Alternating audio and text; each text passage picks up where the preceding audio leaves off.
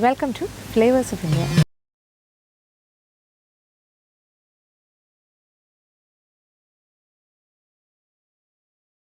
തൃശ്ശൂർ ജില്ലയിലൂടെയുള്ള എൻ്റെ യാത്രയിൽ ഞാനിപ്പോൾ വന്നെത്തി നിൽക്കുന്നത് തൃപ്രയാറിലാണ്. തൃപ്രയാർ എന്ന് പറഞ്ഞാൽ അതിൻ്റെ പ്രാധാന്യം ഞാൻ പറയാതെ തന്നെ നിങ്ങൾക്കൊരു പക്ഷേ എല്ലാവർക്കും അറിയാമായിരിക്കും. കേരളത്തിലെ തന്നെ ഏറ്റവും പ്രസിദ്ധമായ ശ്രീരാമക്ഷേത്രം സ്ഥിതി ചെയ്യുന്ന സ്ഥലമാണ് തൃപ്രയാർ എന്ന് പറയുന്ന ഈ നദിയുടെ കരയിൽ. ഭഗവത് സന്നിധിയിലാണ് ഞാൻ നിൽക്കുന്നത്. ആ കാണുന്നതാണ് തൃപ്രയാറിലെ ശ്രീരാമക്ഷേത്രം. അപ്പം തൃപ്രയാറപ്പൻ, തൃപ്രയാറിലെ തേവർ, അദ്ദേഹത്തിൻ്റെ സന്നിധിയിൽ നിന്നുകൊണ്ടാണ് ഞാനിപ്പോൾ സംസാരിച്ചുകൊണ്ടിരിക്കുന്നത്. ഇത് ഏറ്റവും പുണ്യമായ സ്ഥലം.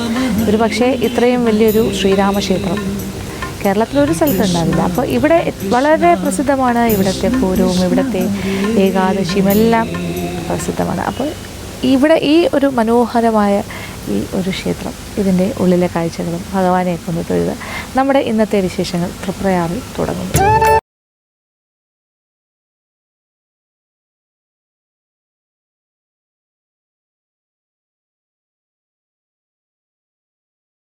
ക്ഷേത്രത്തിലേക്ക് രാവിലെ തന്നെ ഭക്തജനങ്ങളുടെ ഒരു തിരക്കാണ്.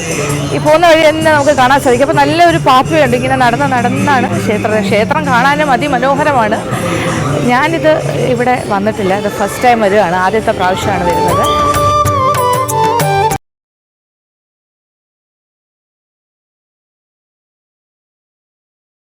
തീവ്ര നദി അഥവാ തൃപ്പാദ നദിയുടെ തീരത്താണ് ഈ ഭഗവാന്റെ ക്ഷേത്രം സ്ഥിതി ചെയ്യുന്നത്.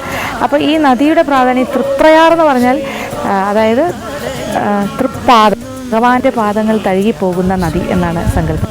അപ്പോൾ ആ നദിയുടെ കീഴിലാകുമ്പോൾ ഭഗവാന്റെ കാലിൽ കൂടി ഇങ്ങനെ നദി ഒഴുകി പോകുന്നു എന്നുള്ള ആ ഒരു സങ്കല്പം. അപ്പോൾ അതുകൊണ്ട് തന്നെയാണ് ഇവിടെ തൃപ്രയാർ എന്നുള്ള പേരും വന്നിരിക്കുന്നത്. ഈ ക്ഷേത്ര പഴക്കം എന്ന് പറയുമ്പോൾ ഏകദേശം ഒരു 1500 വർഷത്തിലെ പഴക്കമുള്ള അതിപുരാതനമായ ക്ഷേത്രം. പിന്നെ ഇത് എങ്ങനെ ഈ ക്ഷേത്രത്തിൻ്റെ ഉത്ഭവം മറ്റു കാര്യങ്ങളൊക്കെ ചോദിക്കുകയാണെങ്കിൽ പറയാൻ ഒരുപാട് കഥകളുണ്ട്.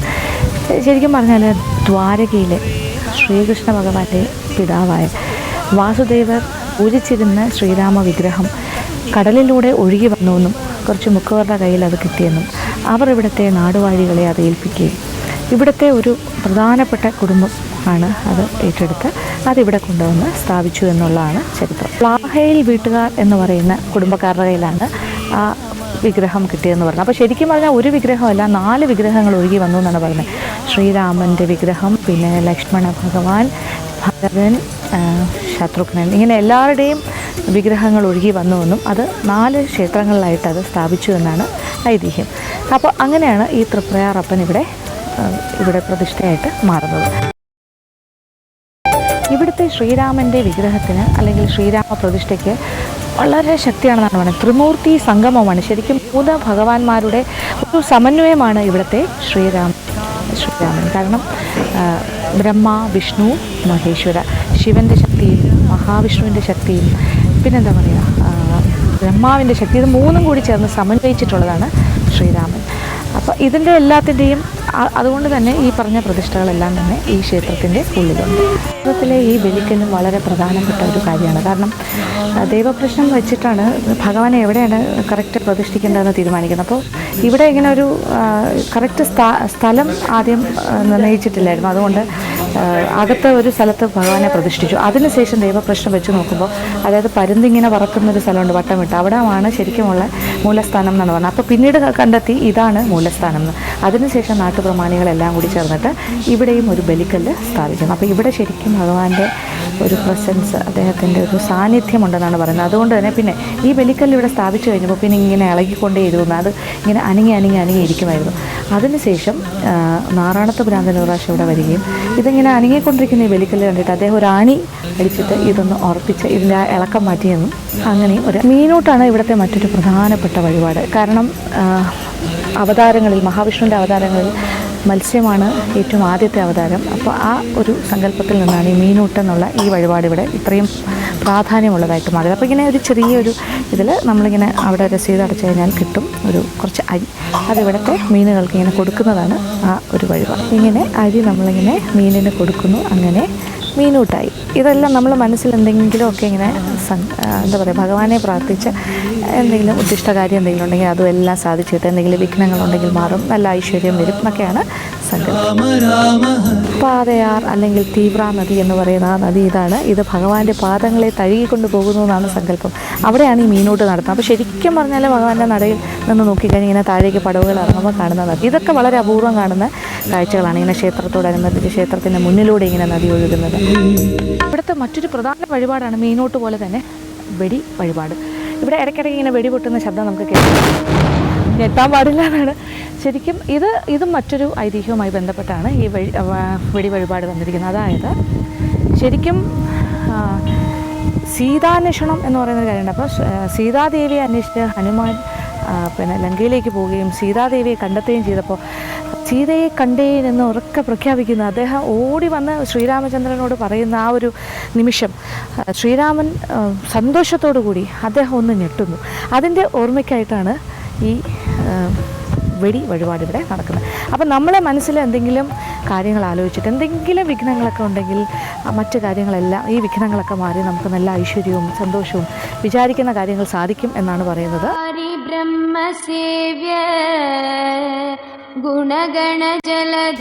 കറുത്ത പക്ഷത്തിലെ ഏകാദശി വ്രതം എടുക്കുന്നത്, അത് ഏകാദശി നോക്കുന്നത് ഇവിടുത്തെ ഏറ്റവും പ്രധാനപ്പെട്ട മറ്റൊരു വഴിപാടാണ്. അപ്പോൾ സാധാരണ ക്ഷേത്രങ്ങളിൽ നിന്നും വ്യത്യസ്തമായിട്ട് ഇവിടെ വെളുത്ത പക്ഷത്തിലല്ല കറുത്ത പക്ഷത്തിലാണ് ഏകാദശി നോക്കുന്നത്. അപ്പോൾ ഇതിൻ്റെ ഒരു പ്രാധാന്യം ഇവിടെ ശിവൻ്റെ പ്രസൻസ്, ശിവൻ്റെ ഒരു സാന്നിധ്യമാണ് അതിൽ നിന്നും മനസ്സിലാക്കുന്നത്. അപ്പോൾ അങ്ങനെയുള്ള ക്ഷേത്രങ്ങളും വളരെ കുറവാണ് ഈ കറുത്ത പക്ഷത്തിലെ ഏകാദശി ആചരിക്കുന്ന ക്ഷേത്രങ്ങൾ. അത് ഇവിടുത്തെ ഒരു പ്രധാനപ്പെട്ട കാര്യം. ക്ഷേത്രത്തിലെ പ്രധാന വഴിപാടുകളെല്ലാം ഞാൻ നടത്തുകയാണ്. മീനൂട്ട് കഴിഞ്ഞു. ഇനി ഞാനൊരു വെടി വഴിപാട്, ഒരു 3 വെടിക്ക് കൊടുക്കാം.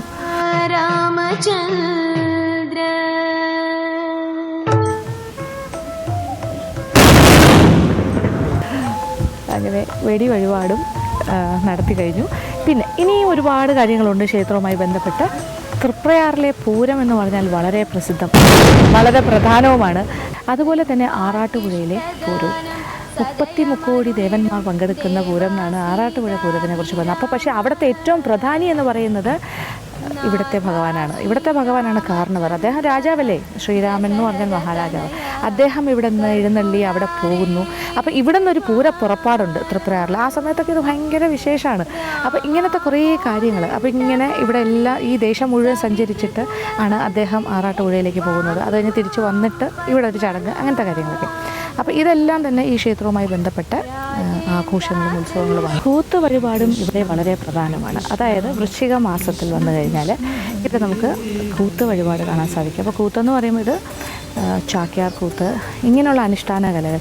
പണ്ടൊക്കെ അതിനും ഒരു കഥയൊക്കെ ഉണ്ട്. അതായത് ചാക്യാർ ഇവിടെ വന്നിങ്ങനെ കൂത്ത് ആടിക്കൊണ്ടിരുന്നു. അപ്പോൾ ആദ്യം അമ്പലത്തിന് പുറത്തായിരുന്നു, അപ്പോൾ ചുറ്റമ്പലത്തിൻ്റെ ഭാഗത്തായിരുന്നു കൂത്ത് നടത്തിക്കൊണ്ടത്. അപ്പോൾ ആദ്യകാലങ്ങളിലൊക്കെ ആൾക്കാർ കാണാനുണ്ട്.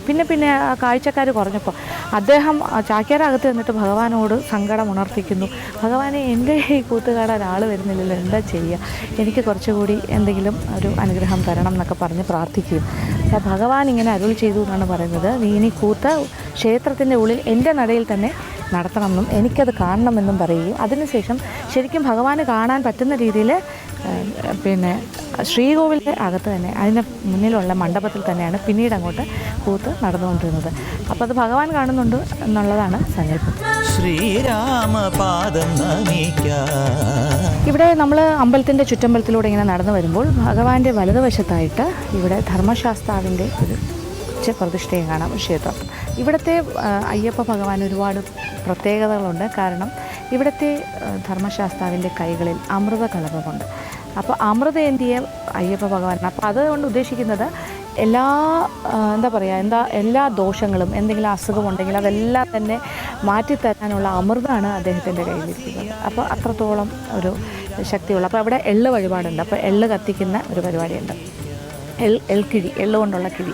അപ്പോൾ നമുക്ക് എന്തെങ്കിലും ദോഷം മറ്റു കാര്യങ്ങളൊക്കെ ഉണ്ടെങ്കിൽ അതവിടെ മാറിക്കിട്ടുമെന്നാണ് പറയുന്നത്. എല്ലാ ഭഗവാന്മാരുടെയും ശക്തി ചേർന്നിരിക്കുന്ന ഈ ശ്രീരാമ ഭഗവാൻ, സമന്വയിച്ചിരിക്കുന്ന ത്രിമൂർത്തി സങ്കല്പവും എല്ലാം കൂടി ചേർന്ന്, പിന്നെ ലക്ഷ്മി ദേവിയും ഭൂമിദേവിയും, പിന്നെ ഇതിൽ ഏറ്റവും പ്രധാനം എന്ന് പറയുന്നത് ഇവിടുത്തെ അദൃശ്യമായ ഹനുമാരുടെ ഒരു എന്താ പറയുക ഒരു ശക്തിയാണ്. അതായത് ഹനുമാൻ്റെ വിഗ്രഹമോ വച്ചാരാധനയോ ഒന്നും കാണാൻ സാധിക്കില്ല നമുക്ക്. പക്ഷേ മണ്ഡപത്തിലേക്ക് കയറിക്കഴിഞ്ഞാൽ ഭഗവാന്റെ മുന്നിലുള്ള മണ്ഡപത്തിൻ്റെ അകത്ത് ഹനുമാരസ്വാമി ഉണ്ടെന്നാണ് സങ്കല്പം. അദ്ദേഹം അറിയാലോ ശ്രീരാമദാസനാണ്. അപ്പോൾ ശ്രീരാമൻ്റെ ആജ്ഞകൾ ഇങ്ങനെ ശിരസാ വഹിച്ചുകൊണ്ട് അദ്ദേഹത്തിൻ്റെ ഒരു സംരക്ഷകനായിട്ട് അദ്ദേഹത്തോടൊപ്പം ഇതിനകത്ത് വളരെ ശക്തിമാനായിട്ട് ഹനുമാൻ ഭഗവാന്റെ സാന്നിധ്യം ഉണ്ട് എന്നുള്ളതും ഇവിടുത്തെ ഒരു പ്രധാനപ്പെട്ട കാര്യമാണ്. പിന്നെ ചാത്തൻ തമ്പുരാൻ്റെ ഒരു പ്രസൻസും ഉണ്ടെന്ന് പറയുന്നു. അദ്ദേഹം ശ്രീരാമ ഭഗവാന്റെ പടയാളിയാണ് ചാത്തൻ. അപ്പോൾ ഇവിടുത്തെ പൂജ കഴിഞ്ഞിട്ടാണ് ചാത്തൻ ഭഗവാന്റെ ക്ഷേത്രത്തിലേക്ക് ചാത്തൻ പോകുന്നതെന്നും അവിടെ ഉച്ചയ്ക്ക് ശേഷമാണ് അത് ഇവിടുത്തെ പൂജ കഴിഞ്ഞിട്ടേ അവിടെ നട തുറക്കുള്ളൂ ചാത്തൻ്റെ അവിടെ. അപ്പോൾ ഇങ്ങനെയുള്ള ഒരുപാട് കാര്യങ്ങളുമായി ബന്ധപ്പെട്ടിരിക്കുന്ന ഈ മനോഹരമായ ക്ഷേത്രത്തിൽ ഈ പുണ്യസ്ഥലത്തേക്ക് എനിക്ക് വരാൻ സാധിച്ചു. ഇതെൻ്റെ ജന്മഭാഗ്യമാണ്. ഞാനിവിടെ എല്ലാ തൊഴുത് നടന്ന് എന്തായാലും ഇത് വിശ്വാസികൾക്കെല്ലാം ഇഷ്ടപ്പെടുന്ന ഒരു ക്ഷേത്രം. അപ്പോൾ ഇനി ഇവിടെ നിന്നും ഞാൻ പോകാൻ. അങ്ങനെ തൃപ്രയാറിലെ തേവരെയെല്ലാം കണ്ട് തൊഴുതിട്ട് ഞാനിപ്പോൾ അതേ മറ്റൊരു സ്ഥലത്ത് വന്ന് നിൽക്കുകയാണ്. ഇത് തൃപ്രയാറിൽ നിന്നും ഏകദേശം ഒരു 8-10 കിലോമീറ്റർ സഞ്ചരിച്ച് കഴിഞ്ഞാൽ അത് കിഴക്ക് ഭാഗത്തായിട്ട് സഞ്ചരിച്ച് കഴിഞ്ഞാൽ എത്തുന്നൊരു സ്ഥലമാണ് പെരുവനം. പെരുവനം എന്ന് പറയുമ്പോൾ ഐതിഹ്യപരമായിട്ട് പ്രാധാന്യമുള്ള സ്ഥലമാണ്. ഇവിടെ പെരുവനത്തിലാണ് പുരൂരു മഹർഷി തപസ് ചെയ്ത് ശിവഭഗവാനെ പ്രത്യക്ഷപ്പെടുത്തിയത്. അതുകൊണ്ട് തന്നെ പെരുവനത്തൊരു വലിയൊരു മഹാക്ഷേത്രമുണ്ട്. പെരുവനം മഹാദേവ ക്ഷേത്രം വളരെ പ്രസിദ്ധമാണ് ഇവിടുത്തെ ആ ക്ഷേത്രവും. പിന്നെ ഈ പെരുവനം എന്ന് പറയുമ്പോൾ പുരൂരു എന്നുള്ളതിൽ നിന്നും ലോപിച്ച് മഹർഷിയുടെ പേരിൽ നിന്ന് ലോപിച്ച് വന്നതാണ് പെരുവനം. ഇവിടെ ഞാനിപ്പോൾ വന്നിരിക്കുന്നതിൻ്റെ ഒരു പ്രധാന കാര്യം, ഇവിടെ ഒരു ഇല്ലത്തിൻ്റെ ഫ്രണ്ടിൽ വന്ന് നിൽക്കുകയാണ്. ഇവിടുത്തെ ഒരു ഇല്ലം, ആ ഇല്ലം വളരെ പ്രസിദ്ധമായ ഇല്ലം തന്നെയാണ്. പത്മശ്രീ തെക്കാട്ട് മൂസിൻ്റെ പെങ്ങളുടെ ഗ്രഹമാണിത്. അപ്പോൾ അവരുടെ വീട്ടിൽ വന്നു കഴിഞ്ഞാൽ ഇതൊരു തനി ഒരു നമ്പൂതിരി ഇല്ലമാണ്. അതിനകത്തേക്ക് കയറി കഴിഞ്ഞാൽ ആ ഇല്ലത്തിൻ്റെ വിശേഷങ്ങൾ, പിന്നെ അവർക്ക് തന്നെ സ്വന്തമായിട്ട് ഈ ഭാഗങ്ങളെല്ലാം തന്നെ നല്ല നല്ല അച്ചാറുകൾ മറ്റു കാര്യങ്ങളൊക്കെ തയ്യാറാക്കുന്ന ഒരു രീതിയുണ്ട്, വീടുകളിൽ തന്നെ തയ്യാറാക്കുന്നത്. അപ്പോൾ അതിപ്പോൾ ഒരു സ്മോൾ സ്കെയിൽ യൂണിറ്റ് പോലെ ഈ വീടിനോടനുബന്ധിച്ച് ചെയ്യുന്നുണ്ട്. അപ്പോൾ ഇത് വീട്ടിലെ സ്ത്രീകളെല്ലാം കൂടി ചേർന്നിട്ട് അപ്പോൾ ആ ഒരു തനി നാടൻ രീതിയിലൊരു ഹോംലി ആയിട്ടുള്ള അച്ചാറുകളൊക്കെ തയ്യാറാക്കുന്നത്. അപ്പോൾ എന്തായാലും ഇല്ലത്തിലേക്ക് പോയി ഇല്ലത്തിനകത്ത് കയറി വിശേഷങ്ങളൊക്കെ ഒന്ന് കണ്ടിട്ട് നമുക്ക് പിക്കിൾ യൂണിറ്റും ഒന്ന് കാണാം.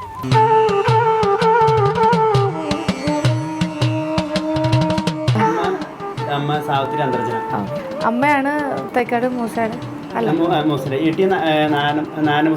പെങ്ങളാണ്. ഓക്കെ. ഇവിടുത്തെ ഇല്ലം ഭയങ്കര വിശേഷമാണല്ലേ ശരിക്കും ഇവിടുത്തെ അല്ലേ? നാലുകെട്ടിന്റെ അകത്ത് അങ്ങനെ പോയി കഴിഞ്ഞാൽ കുളത്തിലേക്കാണ് തേവാരം ചെയ്യാനായിട്ട് ആ കണക്കാക്കിയിട്ടല്ലേ. അത് ഭയങ്കര ഇൻട്രസ്റ്റിംഗ് ആണ് ശരിക്കും. നേരെ അങ്ങോട്ട് പോയി കഴിഞ്ഞാൽ കുളം അല്ലേ, ഇതുവഴി അല്ലേ നേരെ കുളത്തിലേക്ക്. അത് ഈ നാലുകെട്ട് കഴിഞ്ഞാൽ നേരെ ഇറങ്ങി പോകുന്നത് കുളത്തിലേക്കാണ്. നോക്കൂ, വളരെ വ്യത്യസ്തമായ കടവിലേക്ക് ഇങ്ങനെ ഇറങ്ങുന്നു എന്ന് പറയുമ്പോൾ ആലോചിച്ചു നേരെ കുളക്കടവിലേക്ക്.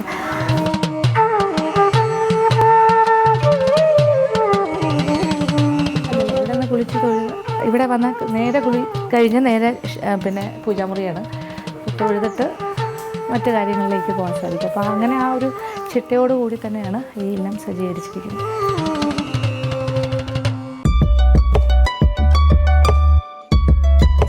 കൗസ്തുഭം എന്നാണ് ബ്രാൻഡ് നെയിം ഈ പിക്കൽ യൂണിറ്റിൻ്റെ. മകളുടെ പേരിൽ തന്നെയാണ് ബ്രാൻഡ് ഉണ്ടാക്കിയിരിക്കുന്നത്. അത് പ്രത്യേകിച്ച് ഇവിടുത്തെ അടമാങ്ങ വളരെ ഭയങ്കര ഫേമസ് ആണെന്ന് തോന്നുന്നു അല്ലേ. വിത്തൗട്ട് പ്രിസർവേറ്റീവ്സ്, ഡ്രൈഡ് അടമാങ്ങ എന്ന് പറഞ്ഞാൽ മാങ്ങ ഉണക്കി നമ്മൾ ചെയ്യണം അല്ലേ. പിന്നെ എന്തൊരു നെല്ലിക്കയുടെ ഓഹോ ഫുൾ ഡ്രൈ. അത് ശരി, അതുകൊള്ളല്ലോ വറുത്തി അല്ലേ നന്നായിട്ട് വിത്തൗട്ട് വാട്ടർ, ഒട്ടും വെള്ളത്തിന്റെ കണ്ടന്റ് ഇല്ലാണ്ട്. ഓ ശരിക്കും നല്ല നെല്ലിക്ക അച്ചാറ്. അപ്പോൾ കൗസ്തുഭം ഫുഡ് പ്രോഡക്ട്സിന്റെ അകത്തെ കാഴ്ചകൾ എന്ന് വെച്ചാൽ ഇതൊരു വലിയ യൂണിറ്റ് ആയിട്ട് അല്ലെങ്കിൽ ഒരു വനിതാ യൂണിറ്റ് പോലെ സ്മോൾ സ്കെയിൽ, പക്ഷേ വീട്ടിലെ അല്ലേ ഗൃഹനാഥയും പിന്നെ കുറച്ച് സഹായികളും അത്രയേ ഉള്ളൂ. പിന്നെ ഇതിൻ്റെ ഒരു അഡ്വാൻറ്റേജ് എന്ന് വെച്ചാൽ അതുകൊണ്ട് തന്നെ ഇത് വളരെ ഹോംലി ആയിട്ട്, ഇപ്പോൾ നമ്മൾ സാധാരണ കടയിൽ നിന്ന് വാങ്ങുന്ന ഒരു അച്ചാർ പോലെയൊന്നും അല്ല. എനിക്കിത് വന്ന് കണ്ടപ്പോൾ തന്നെ ആ ഒരു ഫീലാണ് കിട്ടിയത്. പ്രോഡക്റ്റ്സ് കാണുമ്പോൾ തന്നെ നമുക്കറിയാമല്ലോ ഇതൊക്കെ ഒരുപാട് എക്സ്പാൻഡ് ചെയ്യാൻ പറ്റിയ സ്കോപ്പുള്ള ഒരു ഏരിയയാണ്, അത്ര നന്നായിട്ട് ഉണ്ടാക്കുന്ന ആൾക്കാർ.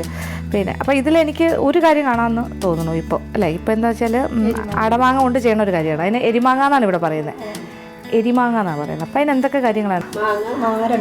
2 കിലോ, ശർക്കര ഉരുക്കിയത് 500 ഗ്രാം, മുളക് പൊടി അത് 300 ഗ്രാം. ഉലുവപ്പൊടി 100 ഗ്രാം. പിന്നെ മല്ലിപ്പൊടി ചേർക്കും അല്ലേ? 70 ഗ്രാം. പിന്നെ കായം 15 ഗ്രാം. എണ്ണ 25 ഗ്രാം. നല്ലെണ്ണയാണോ? Okay, 25 gram. ഇത്രയാണ് പ്രധാന ചേരുവകൾ.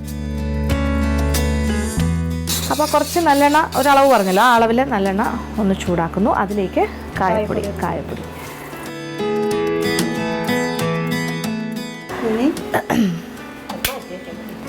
മുളക് പൊടി, ശർക്കര ഉരുക്കിയതിൽ കുറച്ച് ലൂസായിട്ട് കുറച്ച് ഏറെ വെള്ളം ഒഴിച്ചിട്ടാണ് ഉരുക്കിയെടുത്തിരിക്കുന്നത് 1/2 കിലോ. അതിലേക്ക് മുളക് പൊടി ഇട്ട് നന്നായിട്ട് ഇളക്കും. മല്ലിപ്പൊടി, പിന്നെ അത് തന്നെ ഉലുവാപ്പൊടി. ഈ അച്ചാറിൻ്റെയൊക്കെ കൂട്ടെന്ന് പറയുന്നത്, ഇതിൻ്റെയൊക്കെ ഒരു റെസിപ്പി എന്ന് പറയുന്നത് വീട്ടിൽ നിന്ന് തന്നെ ഉണ്ടായതായിരിക്കുമല്ലോ. അമ്മയുടെ അതായത് തലമുറകളായിട്ട് കൈമാറി വന്ന. അപ്പോൾ ട്രഡീഷണൽ ഒരു നമ്പൂരി ഇനങ്ങളിൽ നിന്നും ഉണ്ടായി വരുന്ന റെസിപ്പീസാണിത്. ഇതൊക്കെ ഒന്നും ഇപ്പോൾ നമുക്ക് കിട്ടില്ല സത്യം പറഞ്ഞാൽ. ഇപ്പോഴത്തെ ജനറേഷനൊന്നും ഒരുപക്ഷെ അറിയില്ലായിരിക്കും.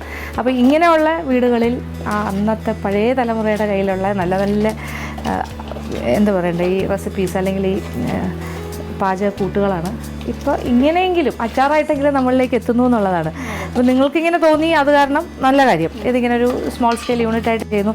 അതുകൊണ്ട് നമുക്കെല്ലാം വാങ്ങി കഴിക്കാൻ സാധിക്കുന്നുണ്ട്. വാങ്ങി കഴിക്കുമ്പോൾ അതിൻ്റെ രുചി, ഇത്രത്തോളം രുചിയുള്ള അച്ചാർ ഇത് എങ്ങനെ ഉണ്ടാക്കുന്നു എന്ന് അന്വേഷിച്ച് വരാനുള്ള ഒരു ഉത്സാഹം തോന്നും. അപ്പോൾ ഇത് ഇപ്പോൾ എനിക്ക് തോന്നുന്നു കുറച്ച് പ്രേക്ഷകരിലേക്ക് എത്തിക്കാനും സാധിക്കുന്നു. പറഞ്ഞു തരാൻ സന്മനസ് കാണിക്കുന്നത് തന്നെ വലിയ കാര്യമാണ്. കാര്യം ഇതൊക്കെ ചെറിയ ഫാമിലി ട്രേഡ് സീക്രട്സ് ആണ് സത്യം പറഞ്ഞാൽ. ചിലർ പറയാൻ മടിക്കും, ചില ആൾക്കാർ ജനറലി പറയാൻ മടിക്കും, എന്തെങ്കിലുമൊക്കെ മാറ്റി വെച്ചിട്ടേ പറഞ്ഞിട്ടുള്ളൂ. പക്ഷേ ഇതങ്ങനെയൊന്നും അല്ല, എല്ലാം കറക്റ്റായിട്ട് പറഞ്ഞു. മാങ്ങ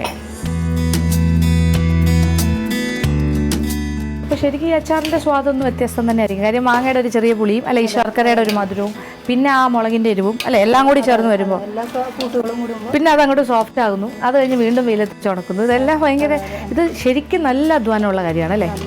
നല്ല പണിയാണ്. ഇത്രയൊന്നും ആരും മെനക്കെടില്ല. ഞാൻ വിചാരിക്കുന്നത് ഇത് കഴിഞ്ഞിട്ട് ഇതൊന്ന് പിടിച്ചു കഴിഞ്ഞിട്ട് വീണ്ടും നിങ്ങളിങ്ങനെ തേച്ച് പിടിപ്പിക്കുന്നൊക്കെ പറഞ്ഞാൽ അതൊരു ശരിക്കും സംഭവം തന്നെ. പിന്നെ അത് വെയിലത്ത് ഉണക്കുന്നു. അത് കഴിഞ്ഞിട്ട് മാത്രമേ ഇത് പാക്ക് ചെയ്യുള്ളൂ.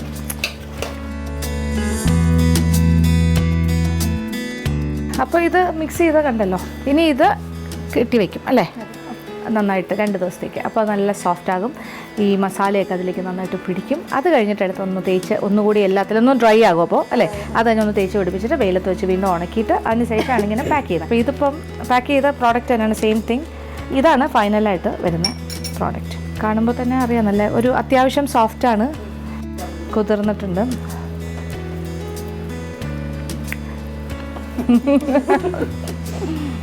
അച്ചാറ് കഴിക്കാൻ എന്ത് രസമല്ലേ.